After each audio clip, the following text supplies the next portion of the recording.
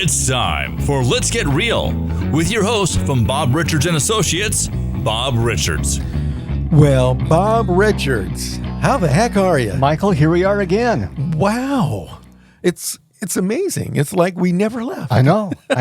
Yeah, the days go by so fast, and these podcasts go by so fast, and life goes by so fast. It goes by a little too fast. Well, our last podcast was about disclosure, and we kind of previewed what's happening in today's podcast. I understand it's all about price.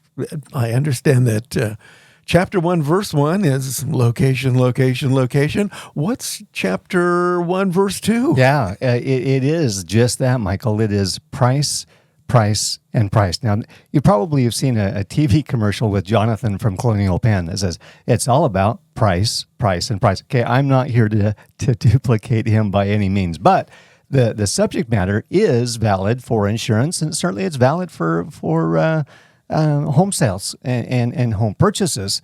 And so that's why we're here today to talk about that. Cool. Well, let's kick this thing off. Okay. So how does price affect market conditions if you're a buyer and if you're a seller? So let's talk about buyer. And again, let's get real into the market and the nuts and bolts of working as a buyer to purchase or looking as a seller to sell. So buyers have the ability to control the market in the fact that they can give feedback, they can give honest answers, comments about what they liked and maybe didn't like about the house, things that they would do differently, hopefully providing that to their realtor, who then can tell the other realtor, hey, here's what my clients had to say. And maybe that listing agent can talk to the seller and say, hey, maybe we ought to change this or adjust this or tweak that based upon comments from potential buyers. Not all buyers are that way, but potentially that could be the case. Sellers have the desire to get absolutely the most possible amount of money in their pocket when all is said and done, and so they have the ability to raise the price according to the preparation of the house prior to it going up for sale on the market. If they have it just trashed and aren't doing a thing, weeds are all over the place, it's unkempt, it smells, that does have an effect on price because it's going to lower the price commensurate with what the condition is. If you have something that's primed and staged and presentable and just wow, then that price can be elevated because buyers are like, I don't have to do anything here. This looks great. I can move right in. Yeah. And as a result of that extra convenience can put more dollars into the seller's pocket. So what about things like I'm selling a house and I have these great big windows overlooking this beautiful view. It's absolutely incredible. In fact, I can see it right now. I've got an oversized 3-car garage. I've got a fenced backyard. I have a big covered patio with vanity sinks in the master bathroom. I touch a little button and my TV comes up out of the floor. Whoa. Do those things affect price? You know what? They kind of, they definitely do. They definitely do. And man, I love your vivid imagination. That's impressive. Thank you. I can, we'll talk about 1969 and let her down. Okay, all right. Good thing I didn't wear my paisley shirt. Yeah. So all those types of things, like upgrades and all that. So it could have the same square footage as the house next door, but if it's got all this other cool stuff in there, you've got a better shot of getting a higher You absolutely price. do. And more buyers and more interest, and you get that traction in activity and showings, then you might find a buyer out bidding somebody else to say, I got to have this. And the other buyer's like, well, I got to have this. And then they get into maybe a price war with each other. And the seller's like, hey, this is awesome. Love this. Well, what about sellers' emotions? Do they sometimes get in the way of the price? I remember when I sold a house several years ago, and I was very emotional about certain things because things had value to me that I know didn't have any value to the person who was buying the house. But I'd look at over here and it was like, well, this is the wall where we measured the kids' height from year to year. And isn't that special? And this is the place where Sean had his first birthday party. And, you know, and I think things like that tend to get in the way of what the real value is. You They know? really do. I'm shocked sometimes that people bring up those same exact things, and others that you're just like, really? Yeah. Really? Are you is April Fool's Day today? You just like, no way, that they're not. Yeah, they are. They're thinking that has value to it, and it doesn't. So, but it's not just about sticks and bricks. It's not just saying, well, this house is the same because this wall is the same, and this. There is a difference in what you do. You could buy a home out at Sun River and pay $100,000 in upgrades, or you could go out to Sun River and pay $30,000 in upgrades, and it's the same floor plan. Mm-hmm. So, that's just one example. Yeah. So I understand that the seller will get emotion, can be emotional about this. And it's your job as the realtor to kind of talk them down off the ledge. Off the ledge. Okay, well, this really has no market value because the prospective buyer could kind of care less. But are there instances where perhaps the seller's emotions get transferred to the realtor, and the realtor may also have emotions and get caught up in the whole process and go, wow, Mr. Seller, you're right. This is a very special home. Yep. And does that ever happen where a realtor could lose perspective? Yes, and look at those kids on that wall, how you've measured them. That's just, you gotta keep things in perspective. You, as a realtor, you can't buy in to the seller's wishes. Respect them, absolutely respect them. You don't put them down and say, that's stupid. What are you thinking? But you have to, in your own mind, stay objective to what is really being presented to you and what the true market value will be, regardless of if the walls were put up in a bedroom between father and two sons that just was a special experience. That's great. Keep those memories, but don't necessarily equate that to value. In fact, don't equate it to value at all.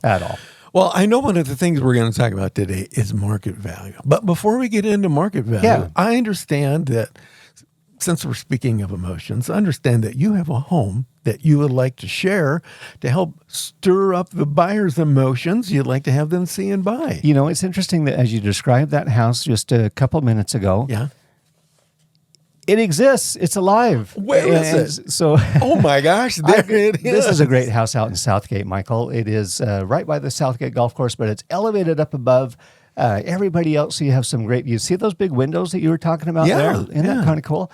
And so those windows inside the great room and kitchen, you can see all of downtown, Pine Valley Mountain. You've got views out towards the east, towards Zion National Park. But you have no neighbors looking down on you. There's no fishbowl. We've got a nice office entry here on the left-hand side, built-in bookcases, has its own entrance as well. And so if you have a little home-based business or something of that nature, you've got a nice, huge, great room. Look at the stone all around that wall there. It's really quite fascinating, gives it a nice, rugged, timeless look. Gas fireplace there, large kitchen. We got 2 island bars there, cabinets galore. Great tile, very easy to maintain on the floor there, large dining area. The 2 French doors there on the right-hand side lead you to the backyard. The backyard, huge patio, gas fireplace, just very spacious to entertain. And it's a south side back patio, so you're not barbecuing your burgers and yourself. Didn't quite get that right, but I did. So this is, it's priced at $925 right now. We are going to be, by the time this hits market, our podcast that is, we'll be at $895. And so that's a significant price adjustment, price correction, price improvement that should make somebody that really would like to have a beautiful custom home make it theirs as well. Total square footage on this, let me just grab my notes here, is 2736, one level, big garage, 3-car. That's a sizable home. That's a sizable home. Yeah. So $895. $895. I should get 2 of them. You know what? You really should. I think I should. Yeah. let's not tell Linda. Oh, we won't. We won't. I think it's a beautiful home, and I think that $895, it's definitely a fair market price. So what does fair market price mean? Great question. And what I thought market price was when we listed this house at $955. Yeah. And now we're going to $895. You're thinking, Bob, dude, are you losing your touch? Why have you had to drop that? Yeah. Why have you had to drop this price home? And so market value can be determined by market conditions such as interest rates, economic conditions, jobs, supply, demand, and then also it can be indicated by what buyers say. And that really is, or don't say. If I don't get any showings on a house, I'm like, well, hey, I think we overshot the mark. Yeah. So we make that correction down until we start to see buyers looking. I say, okay, we're there. We know exactly where the sweet spot is because people are now taking a look at the house. Oh, well, that's good to know. What's time on market nowadays in this area? Good question. We're at 83 right now. So we were at 78 just a couple, 3 months ago. So it's raised a little bit, but it's 105 degrees out there. So not everybody is out buying and have enough copper tone or Hawaiian tropic on them to stave off the Mr. Sun. It is a bit warmish, It one is. might say. It is. So that's kind of normal right now. We'll see it drop back down again. But right now, it's just in the low 80s. Okay. Not bad. No, Still a that's- healthy market. That's not bad at all. So I understand that buyers need an appraisal when financing their purchase. So tell me more about that. They do. So lenders require that there is a third party neutral to the transaction that goes out and verifies the house is there and it's at the proper place, the proper address, the proper tax ID number, and then they go through and do a series of measurements of the house to verify its square footage. They also look at that county record to see if there's any additions that were not permitted. So you get the best of both worlds from the appraiser and realtor, and then also then makes comparable adjustments to the subject home that they're doing the appraisal on and recent sales in the neighborhood. Now, sales would not be a year ago, 2 years ago, even more than 6 months ago. They tend to look for things that are less than 6 months in sales because that helps to indicate how is the market behaving in that area. Now, one thing about an appraisal and an appraiser, it's one person's opinion of value. So if things don't quite work out well on the appraisal value, then it can be disputed. Used to be where you could ask for a different appraiser and a different appraisal, but things have kind of changed with regards to the mortgage requirements. But anyway, if you make sure that those numbers are correct when you go to market, you will not have typically appraisal problems when the value comes in. So I guess an appraisal can affect the real estate transaction. Definitely can. In what way? Well, it can kill the deal. It can be where the appraisal comes in low. The buyer approaches the seller and says, hey, let's renegotiate the price down to the appraised value. And the seller may say, go pound sand. Or let's meet in the middle. Or let's... as a buyer, I'll say, I'll pay the difference because I really want this house. You got to pay the difference in cash. It can't be financed because the appraisal only says it's worth X amount. So that's how that process goes in case the appraisal is not favorable. It's not favorable for the buyer and potentially not favorable for the seller. It could kill the deal. Yeah. I'm going to share a story with you. Please. Is that okay? I'm going to share a story with you guys. I think you're going to like this. So, in the olden days, back when dinosaurs ruled the earth, I did a stint as a real estate lender, a mortgage lender. And I had an instance. I mean, I was, young guy, eager, out there hustling because, I make money. I make a commission when I close a deal. Wow. So I'm excited about getting these things closed. And so we've got an eager seller. We have a qualified buyer. And the buyer is ready to rock and roll. We're ready to do this thing. Seller's excited, realtor's excited, buyer and myself are excited because I'm going to make a couple bucks on this deal. Sure. So I turn it over into underwriting and the appraisal comes in and the appraisal is low. And it's like, well, this could potentially kill the deal. So it's not going to go through. The buyer and the seller, and me a little bit, but the buyer is livid. He goes, I really don't care what the appraisal is. I want to buy the house. I'm willing to pay more for it. And the lender goes, nope. Ain't gonna happen. It ain't going to happen. So what happens if I'm the buyer and I don't mind paying $10,000 or $20,000 more?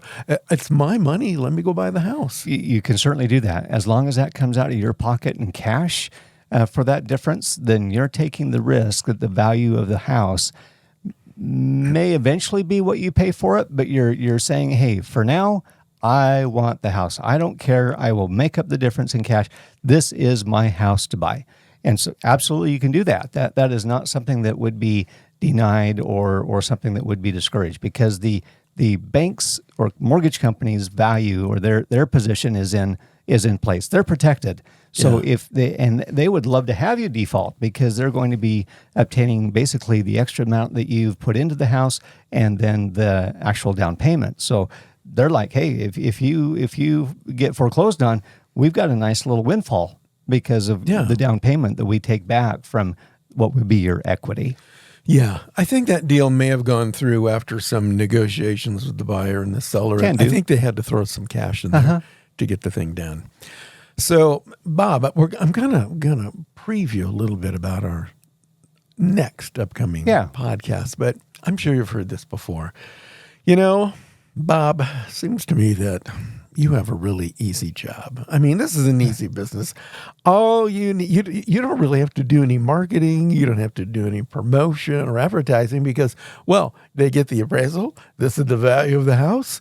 Give me your money. All you do as a realtor basically is you open the door, you let people walk around, you write a contract, and they get in the house. And then you make money. How easy is that? I think everyone should be a realtor. It just seems so easy to me. It seems like everybody is. Hey, that's kind of the interesting Walmart thing. one day, realtor the next day. You know, there is more to it that we're going to talk about in our next podcast as to what specifically is a realtor doing for that seller and for that buyer. And it is a lot more than just opening up the door and saying, hi, here's the kitchen. Here's the bathroom. Here's the master.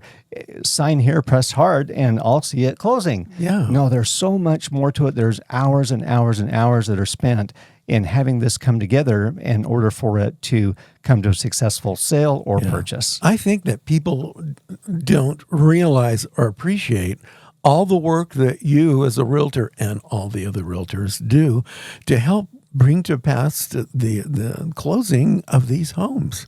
I think perhaps on our next podcast, you need to share some of the hidden secrets that everyone needs to know about everything that you as a realtor and all realtors need to do to list and sell a home and get people into the home of their dreams. How's that sound? That sounds like a winner. Let's do it. Let's do it. So, Bob, thanks for joining me today with another great episode of Let's Get Real. Oh, Bob, before we go, that cool house that we were showing, how can people contact you if they want to buy that? Thanks, Michael. I appreciate it. It's 435-703-8824.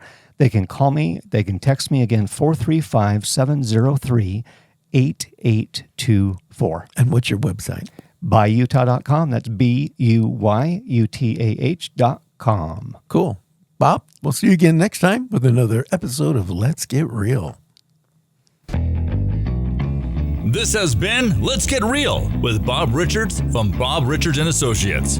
For more information, buyutah.com. We invite you to return again for another edition of Let's Get Real with Bob Richards from Bob Richards & Associates.